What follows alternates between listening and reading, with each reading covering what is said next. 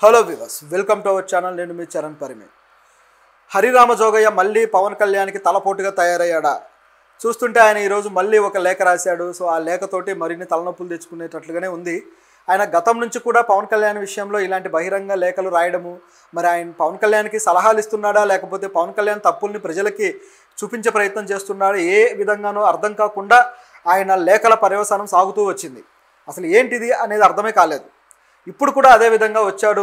హరిరామ జోగయ్య గారు సీనియర్ నేత, ఆయన కాపు బలిజ సంఘం సంక్షేమ సంఘానికి వ్యవస్థాపకుడు. సో అంతటి కీలకమైన వ్యక్తి. సో ముఖ్యంగా ఈ కాపుల రిజర్వేషన్కి సంబంధించి కావచ్చు, ఆయనకు కొన్ని నిర్దిష్టమైన అభిప్రాయాలు ఉన్నాయి. అయితే ఇవన్నీ బేస్ చేసుకొని పవన్ కళ్యాణ్ కూడా గతంలో ఆయన ఎలక్షన్ క్యాంపెయినింగ్లో ఉన్నప్పుడు కొన్ని హామీలు ఇచ్చాడు.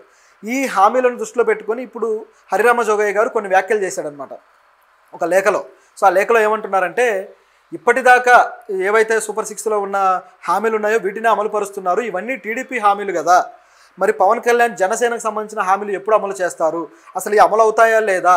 టీడీపీ కేవలం వాళ్ళదే చూసుకుంటున్నారు, జనసేనను పట్టించుకోవట్లేదు అన్నట్టుగా ఆయన వ్యాఖ్యలు ఉన్నాయి. ఈయన జనసేన నేత కాదు, జనసేన నాయకుడిగా పూర్తి స్థాయిలో పనిచేసిన వ్యక్తి కాదు, బయట నుంచి ఊరికే లేఖలు రాస్తూ గడిపేసిన వ్యక్తి. సో ఈయన మరి జనసేన బాగు కోసం అంతా ప్రయత్నిస్తున్నాడా, మరి ఏంటి అనేది ఒక క్వశ్చన్ బయలుదేరుతుంది. నిజానికి అంటే ఇక్కడ ఉన్న వాస్తవం కూడా ఒకటి గమనించాలి. అదేంటంటే టీడీపీ జనసేన కలిసే ఆ సూపర్ 6ని రిలీజ్ చేశాయి. దాంట్లో ఇద్దరి బాధ్యత ఉంది. సో రెండు పార్టీలు కూడా అవి అమలు చేయడంలో బాధ్యత తీసుకోవాల్సిన పరిస్థితి ఉంది. అయితే విడివిడిగా కూడా వీళ్ళ క్యాంపెయినింగ్స్లో వీళ్ళ అనౌన్స్మెంట్లు అయితే కొన్ని చేశారు. ముఖ్యంగా జనసేన అయితే కొన్ని ఇప్పుడు కుటీర పరిశ్రమల స్థాపనకు కావచ్చు, అలాగే మహిళలకు ప్రతి ఇంటి మహిళకి కొంత అమౌంట్ వేసే పథకం రూపంలో కావచ్చు, అలాగే సౌభాగ్య పథకం కావచ్చు, ఈ విధంగా ఏదైతే అమౌంట్ ఉందో దానికి సంబంధించి ఇట్లా కొన్ని హామీలు అయితే ఇచ్చారు. అదేవిధంగా కాపులకు సంబంధించి రిజర్వేషన్కి సంబంధించిన హామీ కూడా ఇచ్చారు. ఇట్లా అనేక హామీలు కేవలం పవన్ కళ్యాణ్ అంటే గతంలో ఈ ఎలక్షనే కాదు, గత ఎలక్షన్స్ టైం నుంచి కూడా ఇస్తూ వచ్చిన హామీలు అవి. సో దాన్ని బేస్ చేసుకునే కదా పవన్ కళ్యాణ్ ఐడియాలజీని నమ్మి ఓట్లేశారు. సో మరి ఇప్పుడు ఆ హామీల పరిస్థితి ఏంటి అనే క్వశ్చన్ అయితే బయలుదేరింది. మరి ఆ హామీలు జరుగుతాయా లేదా అనే క్వశ్చన్ అయితే మరి ఈయన రేజ్ చేసి ముందు పెట్టాడు ప్రజల ముందు. అసలు మామూలుగానే ఈ సూపర్ 6 అమలు అవుతుందా లేదా అన్న డౌట్లో ఉన్నారు జనాలు. అది అమలు చేయాలంటే నాకు భయం వేస్తుందని సీఎం గారు అంటారు. తర్వాత కేంద్రం నుంచి నిధులు వస్తాయో రాబోయో అని చెప్పేసి భయపడుతూ ఉన్నారు. సో ఇది పరిస్థితి. సో అనేక పత్రికల్లో కూడా కేంద్రం నుంచి నిధులు వస్తే తప్ప చేసే పరిస్థితి లేదు, ఈ హామీలన్నీ తీర్చాలంటే కనీసం 6 లక్షల కోట్ల బడ్జెట్ అవసరమైంది రాష్ట్రానికి అనే వాదన కూడా ఉంది. సో ఇట్లాంటి పరిస్థితి ఉన్నప్పుడు మరి నిజంగా జనసేన హామీలు తీర్చడానికి చిత్తశుద్ధితో టీడీపీ ఉందా, కూటమి ప్రభుత్వం ఆ విధంగా అడుగులేస్తుందా అనే క్వశ్చన్ అయితే వస్తుంది కదా. జనసేన అయితే కొన్ని విషయాల్లో తానే సొంతంగా బాధ్యత తీసుకున్నాడు. జాబ్ క్యాలెండర్ రిలీజ్ చేయడానికి నేనే బాధ్యత తీసుకుంటాను, మెగా డిఎస్సి రిలీజ్ చేయడానికి నేనే బాధ్యత తీసుకుంటాను, ఈ విధంగా ఆయన అనౌన్స్మెంట్లు ఇవ్వడం జరిగింది. మరి ఇవన్నీ కూడా జనసేన ఆధ్వర్యంలో జరగాల్సిన పనులు. మరి ఆయన ఎంతవరకు చేస్తాడు అనేది చూడాలి. మరి ఈయన నిజంగానే హరిరామ జోగయ్య జనసేన మీద ప్రేమతోనే అంటున్నాడా ఏంటని చూస్తే అది కూడా డౌటే. ఎందుకంటే ఈయనే కాదు, ముద్రగడ పద్మనాభం కూడా ఈ విధంగానే ఎలక్షన్ టైంలో పవన్ కళ్యాణ్ని కాపుల బాగు కోసం అన్నట్టుగా పవన్ కళ్యాణ్ అనేక ప్రశ్నలు వేస్తూ వచ్చాడు, అనేక విధాలుగా విమర్శిస్తూ వచ్చాడు. తీరా చూస్తేమో ఆయన కుటుంబ సభ్యులే ఆయన వ్యతిరేకించే పరిస్థితి వచ్చింది. చివరికి నేను పేరు మార్చుకుంటాను పవన్ కళ్యాణ్ గెలిస్తే అని చెప్పి ఆయన చెప్పిన వ్యక్తి పవన్ కళ్యాణ్ గెలిచిన తర్వాత పేరు మార్చుకుంటూ సర్టిఫికేట్ కూడా సంపాదించుకున్నాడు. అంటే తన కులాన్నే మార్చుకున్నట్టుగా. సో ఇది ఒక మిరాకిల్ అనమాట. ఇది ఎక్కడ జరిగి ఉండదు మన భారతదేశంలో. మరి ఏ తరహా రూల్ ప్రకారం కులాన్ని మార్చుకునే సిస్టమ్ ఉందో తెలియదు, కానీ ఇది మాత్రం చాలా క్రేజీగా అనిపించింది. ఇప్పుడు చూస్తే ఈ హరిరామ జోగయ్య పరిస్థితి, ఈయన కేవలం వైసీపీ పార్టీకి మేలు చేయడానికి ఈ విధమైన విమర్శలు చేస్తూ వస్తున్నాడు అని గతంలోనే కొన్ని రాజకీయ విశ్లేషణలు కావచ్చు, మీడియా నుంచి పీపుల్ కావచ్చు అన్నారు. చూస్తే కూడా అదే విధంగా కనిపిస్తుంది. ఆయన చిత్తశుద్ధితోటి పనిచేస్తున్నట్టుగా ఏం లేదు పవన్ కళ్యాణ్ కోసం అని ఈజీగా తెలిసిపోతుంది. ఎవరైనా ఏదైనా చెప్పదలుచుకుంటే వెళ్ళి కలిసి చెప్పాలి, లేదంటే పార్టీ మీటింగుల్లో హాజరై చెప్పాలి. ఈ రెండు కాకుండా విడిగా లేఖ రిలీజ్ చేయడం అంటే మీడియాకి ఆయన తప్పుల్ని చూపిస్తున్నాం చూడండి అని చూపించడం. సో ఇది పవన్ కళ్యాణ్ ఎండగట్టడం కోసమే చేసిన ప్రయత్నం లాగుంది తప్పితే మరొకటి కాదు. మరి పవన్ కళ్యాణ్ తన హామీల విషయంలో చిత్తశుద్ధిగా ఉన్నాడా? టీడీపీ నుంచి ఇవన్నీ అమలు చేయించుకోగలడా? ఇప్పుడు కూటమి ప్రభుత్వంలో ఆయన డిప్యూటీ సీఎంగా ఉన్నా సరే ఆయన సుప్రీం కాదు, ప్రతి నిర్ణయం ఆయన నుంచి జరగదు. అనేక నిర్ణయాలు చంద్రబాబు గారు తీసుకోవాల్సిందే. ఈ హామీల విషయంలో భయపడుతున్నానని ఆయన ఎందుకు అన్నాడు అంటే నిర్ణయాలు ఆయనవే కాబట్టి కదా. సో మరి పవన్ కళ్యాణ్ తన హామీల విషయంలో బాధ్యత తీసుకుని మరి ఏం చెప్తాడనేది కూడా ఇప్పుడు ఒక ప్రశ్నార్థకమే. ఒకవేళ పవన్ కళ్యాణ్ ఏ నిర్ణయం తీసుకోకపోతే మాత్రం ఆయన ఇచ్చిన హామీల విషయంలో అవన్నీ కూడా డొల్ల హామీలు అయ్యే అవకాశం ఉంది. అదంతా కూడా పొలిటికల్ స్ట్రాటజీగానే మిగిలి ఆయన కూడా రెగ్యులర్ పొలిటీషియన్స్ ఎవరైతే ఉన్నారో వాళ్ళలాగానే మిగిలిపోయే పరిస్థితి అయితే ఉంది. మరి ఏం జరుగుతుందో చూడాలి. సో ఇది పరిస్థితి. సో అనేక పత్రికల్లో కూడా కేంద్రం నుంచి నిధులు వస్తే తప్ప చేసే పరిస్థితి లేదు, ఈ హామీలన్నీ తీర్చాలంటే కనీసం 6 లక్షల కోట్ల బడ్జెట్ అవసరమైంది రాష్ట్రానికి అనే వాదన కూడా ఉంది.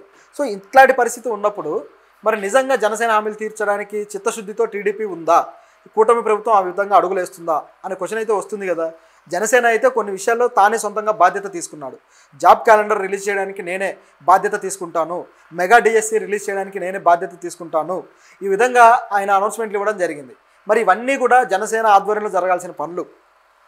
మరి ఆయన ఎంతవరకు చేస్తాడు అనేది చూడాలి.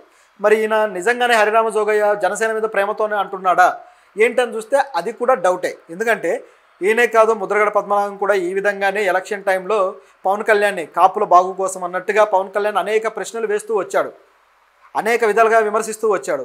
తీరా చూస్తేమో ఆయన కుటుంబ సభ్యులే ఆయన వ్యతిరేకించే పరిస్థితి వచ్చింది. చివరికి నేను పేరు మార్చుకుంటాను పవన్ కళ్యాణ్ గెలిస్తే అని చెప్పి ఆయన చెప్పిన వ్యక్తి పవన్ కళ్యాణ్ గెలిచిన తర్వాత పేరు మార్చుకుంటూ సర్టిఫికేట్ కూడా సంపాదించుకున్నాడు. అనేక విధాలుగా విమర్శిస్తూ వచ్చాడు. తీరా చూస్తేమో ఆయన కుటుంబ సభ్యులే ఆయన వ్యతిరేకించే పరిస్థితి వచ్చింది. చివరికి నేను పేరు మార్చుకుంటాను పవన్ కళ్యాణ్ గెలిస్తే అని చెప్పి ఆయన చెప్పిన వ్యక్తి పవన్ కళ్యాణ్ గెలిచిన తర్వాత పేరు మార్చుకుంటూ సర్టిఫికేట్ కూడా సంపాదించుకున్నాడు. అంటే తన కులాన్నే మార్చుకున్నట్టుగా.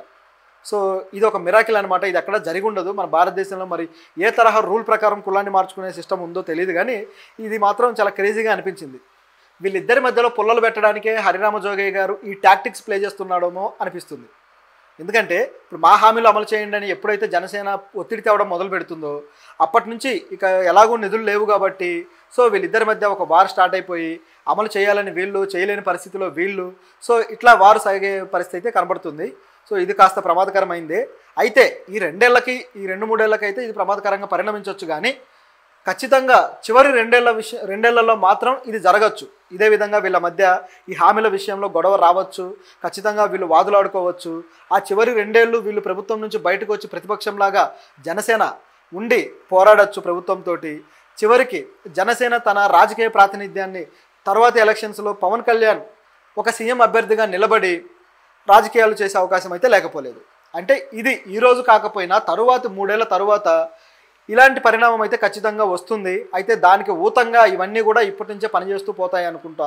సో చూస్తుంటే అలాగే కనిపిస్తుంది. ఇప్పుడైతే పెద్ద డ్యామేజ్ ఏం లేదు, కానీ అయితే హరిరామ జోగయ్య గారు చెప్పిన విషయాల్లో కొన్ని మాత్రం కాస్త మెచ్చుకోదగినవే. అవేంటంటే ముఖ్యంగా గ్రామ స్థాయిల్లో ఎవరైతే లబ్ధి పొందుతున్నారో, ఎవరైతే ఈ పథకాల ద్వారా లాభం చేకూర్చుకుంటున్నారో వీళ్ళలోంచి ది బెస్ట్ కొంతమంది పీపుల్ని తీసి వాళ్ళల్లో కుటీర పరిశ్రమలు ఏర్పాటు చేసి వాళ్ళ శక్తి సామర్థ్యాన్ని ఉపయోగించుకుంటే గ్రామ స్థాయిలో కూడా నిరుద్యోగం తగ్గుతుంది అని చెప్పి ఆయన ఒక అద్భుతమైన ఆలోచన చెప్పాడు. ఇది చాలా మంచి ఆలోచన. అయితే దీనికి కూడా కొంత నిధులు కావాలి, కొంత ఇన్ఫ్రాస్ట్రక్చర్ సెట్ చేయాలి, స్కిల్ డెవలప్మెంట్కి సంబంధించిన ట్రైనింగ్లు ఇవ్వాలి, ఇలాంటివి చాలా చేయాల్సి ఉంటాయి. కానీ దీర్ఘకాలికంగా ఇది చాలా మంచి ఫలితాలు ఇస్తుంది. నిరుద్యోగం అంటే ఇప్పుడు ఉన్న నిరుద్యోగం తగ్గడమే కాదు, భవిష్యత్తులో కూడా మరిన్ని ఉద్యోగ అవకాశాలు క్రియేట్ అయ్యి ఆ రాబోయే నిరుద్యోగానికి కూడా ఇది ఒక మార్గం చూపించినట్టు అవుతుంది. సో ఇది మంచి ఆలోచన. కాకపోతే మరి ఏం చేస్తారో చూడాలి. ఇవి బయట నుంచి చెప్పే వ్యక్తులు ఇలాంటి వాళ్ళు ఉన్నా సరే ప్రభుత్వాలు అంతా పట్టించుకుంటాయని మనం అనుకోవడానికి లేదు. కాకపోతే వీళ్ళ మధ్య చిన్నపాటి డిస్ప్యూట్స్ క్రియేట్ చేయడానికి ఇలాంటివి అయితే పనిచేస్తాయి. సో పవన్ కళ్యాణ్ ఏ విధమైన స్ట్రాటజీతో ముందుకు వెళ్తాడో చూడాలి.